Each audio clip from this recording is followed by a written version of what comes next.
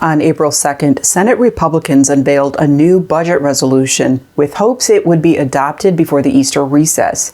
Now, you'll recall the Senate already passed one budget resolution at the end of February, but shortly thereafter, the U.S. House passed their own, and it was very different. And the two chambers need to agree on a budget resolution for one to move forward. So the Senate went back to the drawing board, and they are crafting a new resolution with the hopes they can get the House on board. That House resolution from the end of February included $4.5 trillion in tax cuts, $2 trillion in spending cuts, and an increase of the debt limit by $4 trillion. At that time, House Democrats warned you can't have spending cuts at that level without cutting Medicaid. Now remember, Medicaid and other programs have not yet been cut. This is all just part of the conversation as these resolutions are being crafted.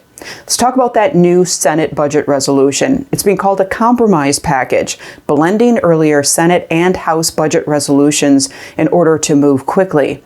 It's going to raise the debt ceiling by $5 trillion. It's going to earmark $175 billion for border security and $150 billion for defense spending, and it's going to call for at least $4 billion in cuts.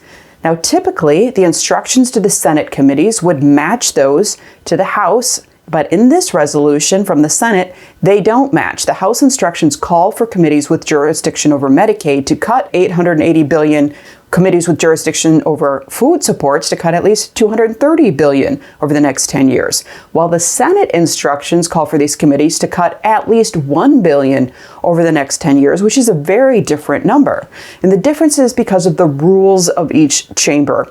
So at first glance, that Senate budget resolution language seems encouraging with smaller cuts in key committees, but policy experts warn that nothing in the Senate resolution would prevent the same larger cuts as the House resolution. And in fact, some senators are showing their hands because they've introduced some amendments that say as much, meaning that Medicaid is still under threat in the new Senate budget resolution. In fact, Senate Budget Committee Chair Lindsey Graham introduced a Senate amendment to leave unchanged the instructions that the House Energy and Commerce Committee cut $880 billion in spending, and those cuts would be targeted to Medicaid, as the Energy and Commerce Committee is the committee that has jurisdiction over Medicaid. The Congressional Budget Office has said $880 billion could not be reached without slashing Medicaid. So what's next? Both chambers need to agree, like we said. If approved by both the House and Senate, the chambers would start a budget reconciliation process, which allows the major tax and spending legislation to fast track and bypass the ability of a Democrat filibuster in the Senate. House Speaker Mike Johnson said he wants the package to be on the president's desk by Memorial Day. Some senators warn they don't think it's going to move that fast. We will keep you posted. In the meantime, you can read that new Senate budget resolution. We link to it in the description below.